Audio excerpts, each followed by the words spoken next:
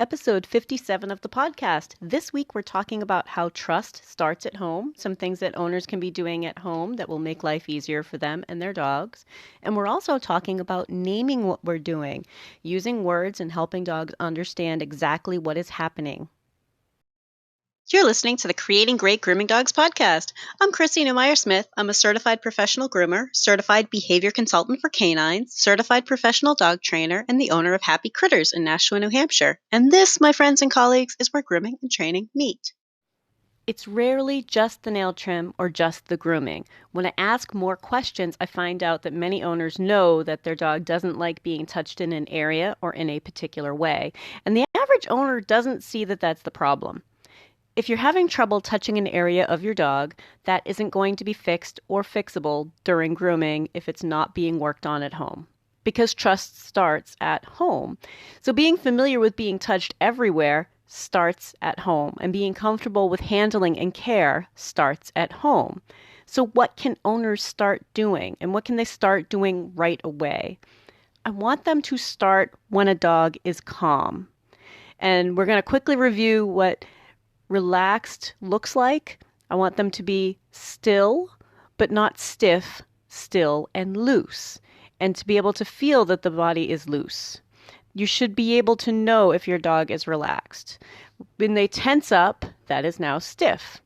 When they're loose, when you can touch a foot and it moves a little bit, when you can touch an ear and it doesn't pull away from you, those are all signs that your dog is calm. So to build on calm, and to start with a dog that is calm. I want our owners to be doing this very, very safely. This should be safe for our owners. Any advice that we give an owner should be safe for them. If we think that their dog is a danger, we should be sending them to a professional who is going to help them with that specific behavior problem. Okay? So when we start with a dog that's calm, we want to build on that calm. We don't want to have to push them beyond what they can handle and then regain calm. We want to build on that calm. We want to figure out what they're comfortable with. It could be basic petting on the head that they're comfortable with, and then slowly moving hands around. It could be snuggling on the sofa and placing a hand on their rib cage. They could be comfortable with a whole lot and just this one little thing, or they could be very uncomfortable with a wide variety of things. What does this individual dog need? What is this individual dog comfortable with? What does this dog find a tiny bit challenging? Because we want to know when the dog has switched from being comfortable to a little bit apprehensive. We don't want it to be all or nothing, comfortable or freak out. And we want to help them take something that was comfortable and build on it. So it could be that little bit of apprehensive, that moment where a dog thinks, wait a minute, am I still comfortable with that? That could be their body stiffens. It could be that they turn their head to look at what you're touching. Just a little bit of a head turn, like, why is she touching my ribs, right? It could be that they hold their breath, right? For some dogs, that's one of those signs of a stiffen, like a, why is she touching my tail? It could be a very, very small sign. And those can be kind of hard for some owners to catch on to unless you actually spell it out for them, which is why I'm spelling it out here. It could be that he holds his breath. It could be that he stiffens. It could be that he looks over at you. For some dogs, it could be a position change where they try to move away from you, or roll over belly up, or tuck their tail, or pin their ears. It could be that there's a little bit of a sneer, right? A curled lip. Hopefully that's not one of the ones that we push to, because we don't want a dog to feel like they have to be in a situation where they have to tell us to knock it off. Like that's pushing it a little bit too far for these purposes, for what we're sending owners home to do. Right? Because owners will get a lip curl and either stop or press harder. And we don't want the lip curl at all. We're trying to work sub-threshold from lip curls, right? We don't want dogs being defensive. We want them to be like, what's happening? Yeah, okay, I can handle it, right? So this is much more subtle than that. We don't want to be in these adversarial roles with our dogs for this purpose. We want them to be relaxed with us. And notice I'm not saying to grab a bunch of cookies or toys. I want this to be snuggle petting time. Like straight up dog owner snugglies and talking and petting. So each individual dog is going to be a little bit different, but when we tell our owners we want them to be comfortable with it, and if you notice something change, that's the tiny, tiny, tiny point, right? Don't keep pushing it because that's just going to push them to fail. We want them to get it right. We want the dog to get it right, not just the owners, but the dog too. So if we go back and we reach a point where they're comfy, and maybe it's going to give the example of like sliding your hand up toward their ear, and they pause for a second. Well, we can either pause right there or back off a little bit. And even if we do pause right there, we're looking for comfy. We want them to relax for us and then move away. The purpose is for the dog to start thinking, I was a little bit uncomfortable with that, but oh, maybe that wasn't what I thought it was. Maybe that's all right. Maybe that was pleasant. Okay?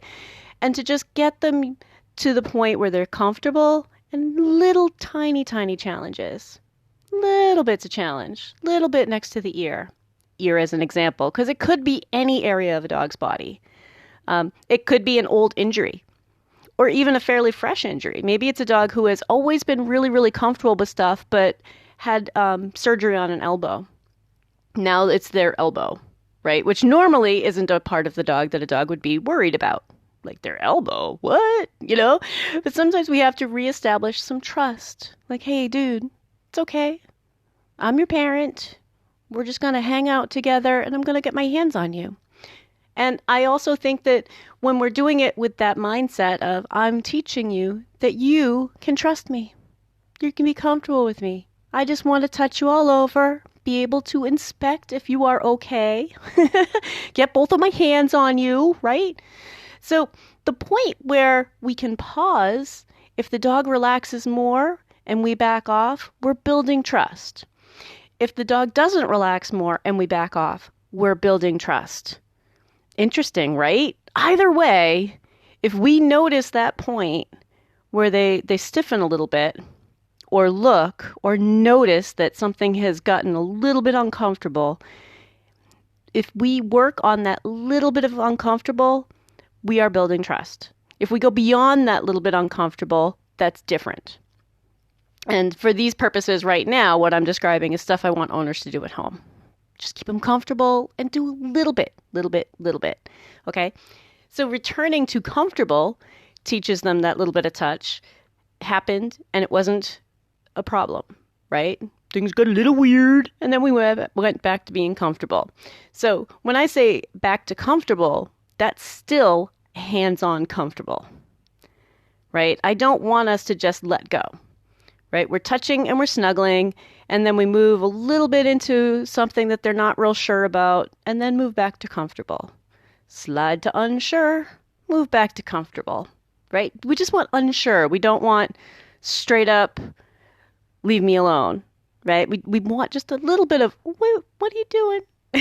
And then back to comfortable, right? And that teaches trust. But by staying with our hands on the dog, we're setting them up for some real life handling. Because if you just let the dog go and the dog walks away, that's not a real life situation. If you have a dog that's something that needs to happen, that we're worried about that dog being aggressive or something, they need to be working with a professional trainer, right? Like this isn't something that I can necessarily give advice about on a podcast, right? So if you think about, these are the average dogs that just need a little bit more, okay? Now, if the dog thinks that it's stressful and we calm them down again in our hands, we have built trust again.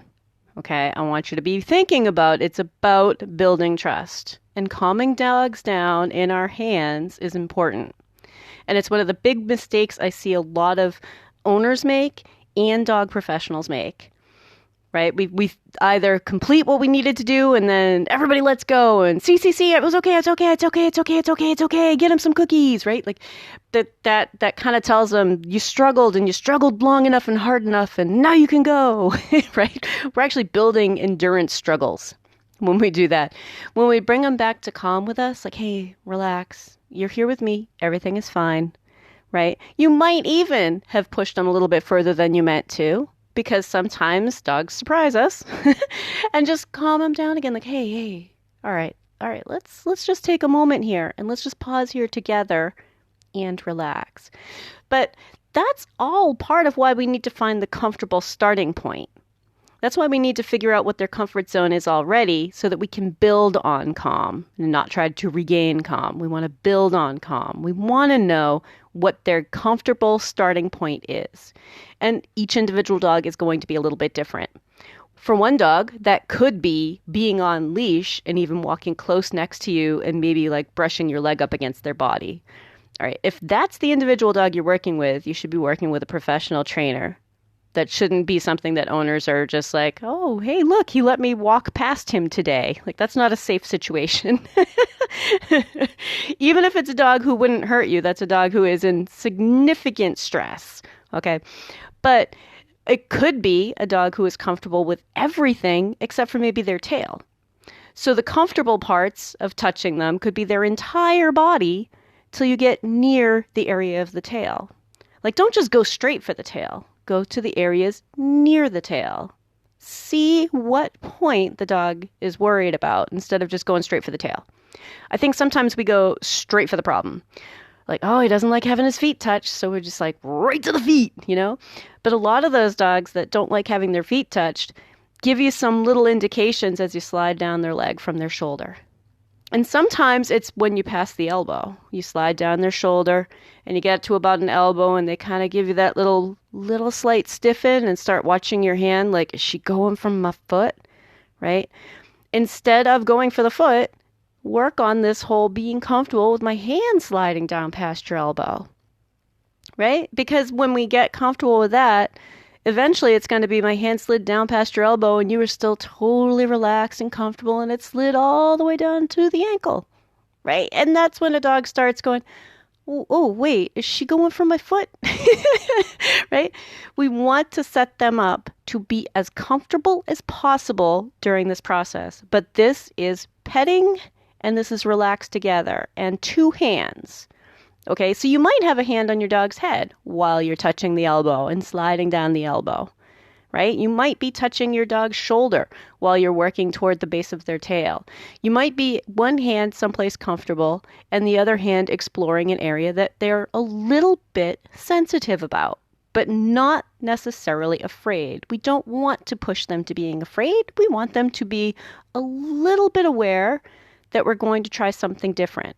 And in the next part, we're going to talk a little bit about naming what we're doing because that makes this whole process so much faster.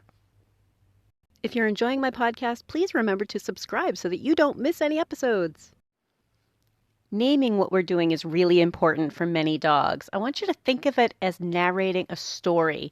When we're telling dogs about the areas we're touching and the tools that we use, because dogs learn keywords and they learn them pretty quickly. I think most of us know dogs that understand words like walk, outside, treats, right? They've caught on. We didn't actually teach them most of those words. They've figured them out. Go for a ride. For my own dogs, it's any version of wanna. Want to go for a ride? Want to go out? Want to come in? Right? We talk pretty often, and the things that mean something to the dog are the things that they put together really, really quickly. And then they also catch on to our actions and what we are doing. So another example are things like when I put on my sneakers, when I grab my keys, when I open a bag of chips. Those aren't things that I ever taught my dog to care about. Those are things that the dog has figured out. I see that happening, and sometimes it means good things for me. Sometimes it means something to me. And that could be good things, or it could be stuff that the dog doesn't like. For many dogs, it's when somebody brings the vacuum cleaner out. Before they even plug it in, the dog is like, oh my God, they're turning on, they're going to be doing the vacuuming. I want to get to a quiet room. right? So they catch on to our actions, they catch on to our words. So we can use that during handling. Let me give you a few examples. If I'm working on a dog who's worried about having their ears touched, I spend some time naming what I am touching. So it might start off with, this is your neck. I'm touching your neck. I'm touching your cheek. I'm touching your eye. I'm touching your jaw. This is your chin, touching your head, touching your ear. Right? Just give them an idea of those things have names. And then I might move on to, this is a brush. This is a comb. This is a brush on your neck. This is a comb on your neck. This is my hand on your chin. Right? A hand or a toy. For many dogs, if they are worried, they already have some exposure to something that makes them worried, you could do it with stuffed toys. And most dogs have a bunch of names for stuffed toys. Like if I say it's his bee, or if it's Snoopy, or if it's a ball, or if it's Mr. Fish, right? They understand a lot of those words. So if I say, okay, I'm going to touch the bee right to your neck. That's the bee on your chin. That's the bee on your ear. Sometimes we can come up with ways to help them understand what those body parts are in a way that's not as scary. And stuffed toys are a nice way to do that because they don't mind stuffed toys most of the time. And if you're moving one of their toys up along their body, it's sort of this weird message of, wait, that's a fun thing. Why is the fun thing touching up against me in these weird ways, right? It's not the same kind of intensity that we tend to bring in with brushing. Like, well, okay, now we're using a brush or a comb or a Q-tip or whatever it is that we are working with.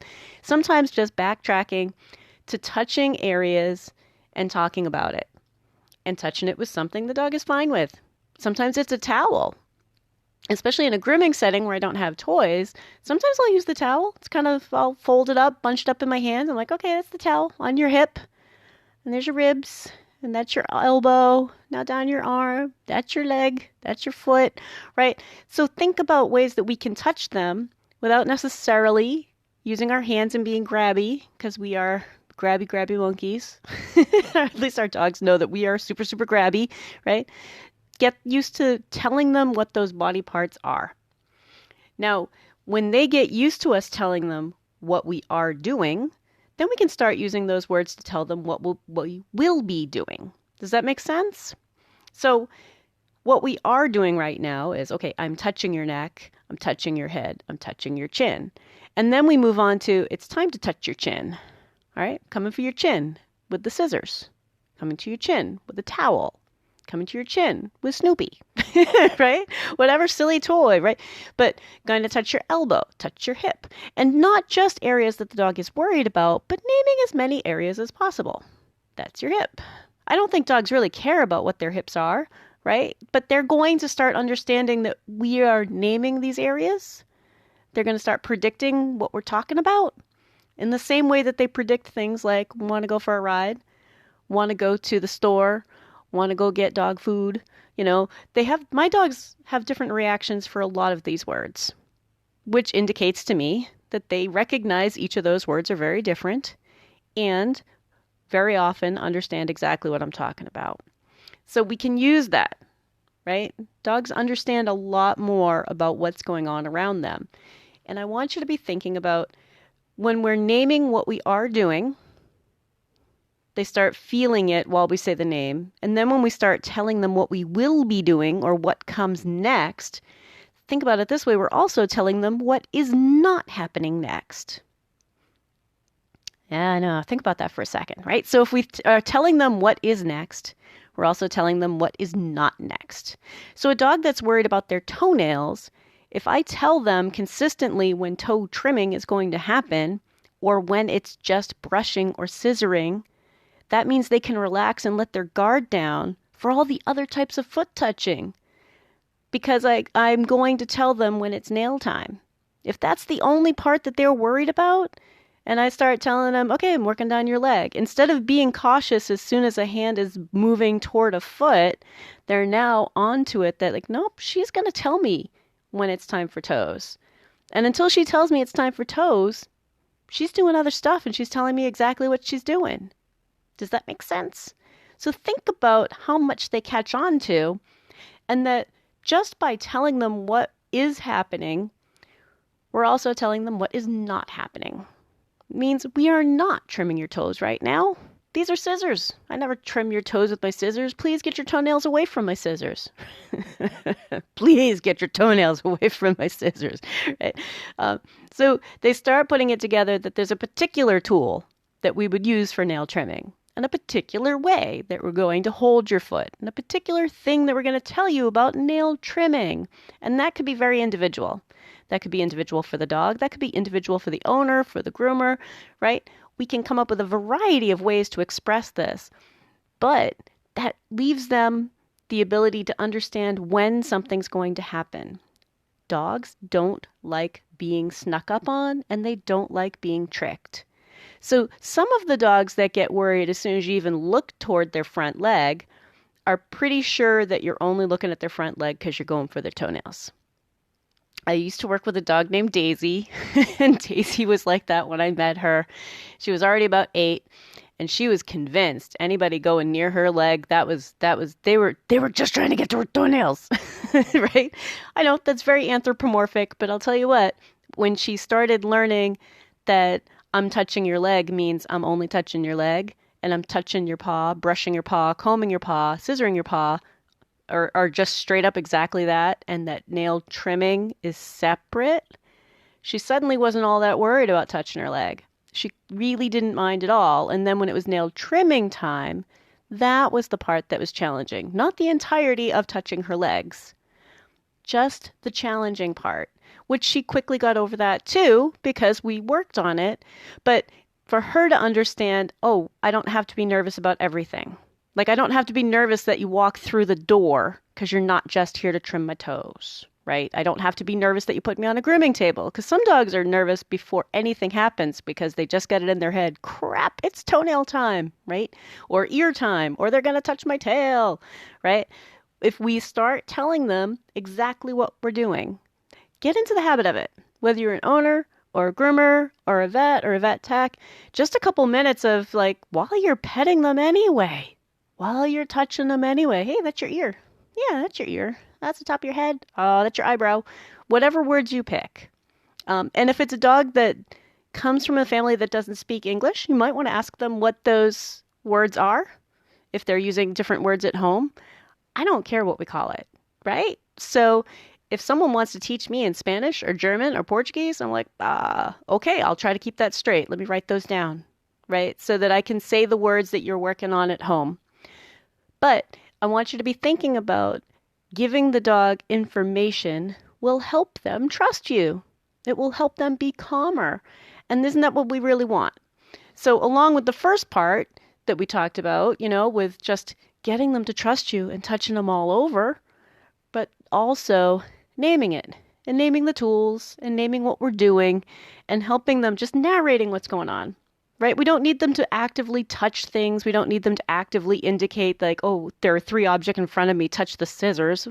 Nope, that's not what we're doing right now. That's not what we need right now. Right now, we just want them to know there's a rhyme and reason to what people are doing, and they're not just randomly grabbing at me.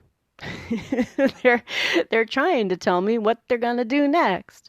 Much like a dentist might try to tell me what they're going to do next. And you know what? Some of what they're trying to tell me might be going right over my head because they're terms I don't know. But if they tell me the area they're working on, well, that makes sense to me. Or if they say the term a couple times while they're doing, well, that starts to make sense. We want to do the same thing with our dogs, much like we do with little kids, right? Okay, the doctor's going to put the stethoscope up against you and listen to your heart, right? But we're not going to use the same kind of full sentences unless that's what you choose to do. But dogs catch on to keywords. The words that mean something to them, they're going to catch on to. And they understand a lot more than we sometimes think. So if we spend time teaching them all of these words, that can really help build trust. So this week's action step is all about getting used to the idea of building trust, talking to owners about building trust, taking what your dog can handle and building on it and building on it. And the reason, telling them that it's important for them to be able to touch their dog anywhere. And if they can't do it at home, it's not likely to happen in a grooming shop any easier than it is at home. If you'd like to talk to me, you can find me through my grooming and training business, happycrittersdogtraining.com, my email, chrissy@happycritters.net, and through the Creating Great Grooming Dogs Facebook page. And we have these awesome devices in our pockets that allow us to do live video with each other. I can help you with the dog on your table. We can set up live lessons, and you may be surprised at how much we can get accomplished together via video.